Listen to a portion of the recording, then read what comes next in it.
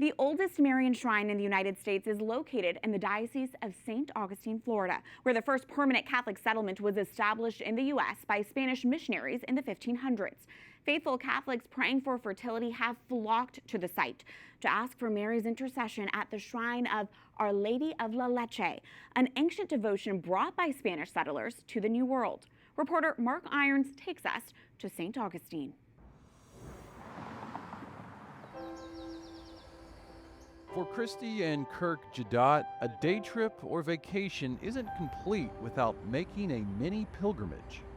Whenever we travel, we try to go to at least a chapel, a church. Yeah, that is something that we do. It's kind of it's our thing. Their itinerary might fill up, but when this Catholic married couple ventures out from home in Tallahassee, Florida, We like to visit as many Catholic churches, and every time we go to a new city. And we always leave a prayer somewhere in one of the churches that we go to. today their prayers brought them a little over 200 miles southeast of their home to St. Augustine, Florida, and a tiny chapel that you almost miss at first glance. Overgrown in greenery, blending in with surrounding foliage, trees towering over it, this patch of land is known as the Sacred Acre, and the place where Catholicism was first successfully planted in America. In the 1500s, Spanish missionaries sailed here and established the Nombre de Dios mission. A web of walking paths lead peacefully around the grounds until they converge at the front door of the chapel, the shrine of Our Lady of Leche. When you cross the threshold, you've made it inside what is considered the oldest Marian shrine in America.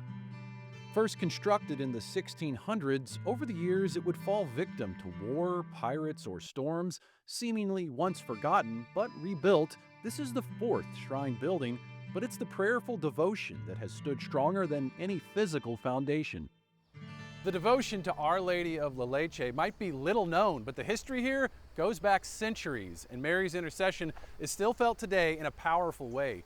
Many married couples visit this little shrine behind me with a specific hope and prayer to conceive a child. We've been trying to conceive for a while, for 4 years. 4 years, and it just hasn't happened. So we came here to pray and to see the shrine. Here, the Mother of God has long been called upon. Nuestra Señora de la Leche Buen Parto, Our Lady of the Milk and Happy Delivery. The shrine statue shows the Blessed Mother holding and nursing an infant Jesus. Our Lady who loved the Lord, nurtured the Lord, cared for the Lord, that she gave herself 100% to Him, just as we're called to do.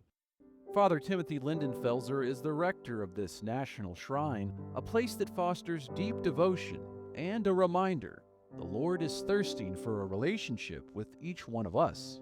And so as the Lord drank from the breast of His mother, so He longs to drink from us in our faith. And the Blessed Mother bring us to discover that love for Jesus. So people come from all over. Lucy and Michael Scotty, volunteers at the shrine, can attest to all those who come and claim prayers have been answered.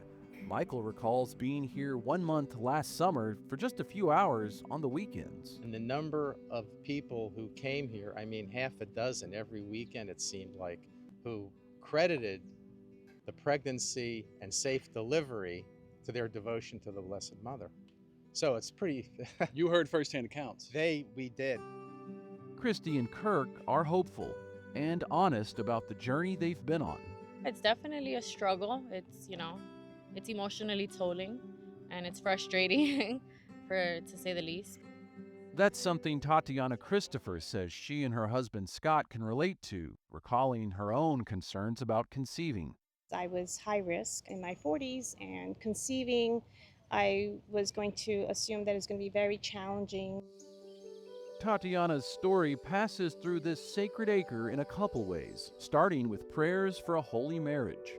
Really relying on God to put the right person in my life. After meeting Scott, they went on many dates, walking these grounds before he proposed here. I remember being engaged and asking Our Lady to bless this courtship, and the Lord did.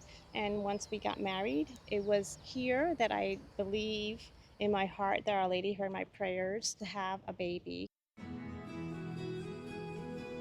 When Tatiana was 43, they welcomed a daughter into the world, and over the years, on visits to this sacred acre and chapel, Adelaide has joined. She's now 10 years old. She's our Leche baby. Today, mother and daughter prayed together inside the shrine. Our Blessed Mother is our intercessor. The hope is alive here, and I think that this shrine brings us here every time we come here.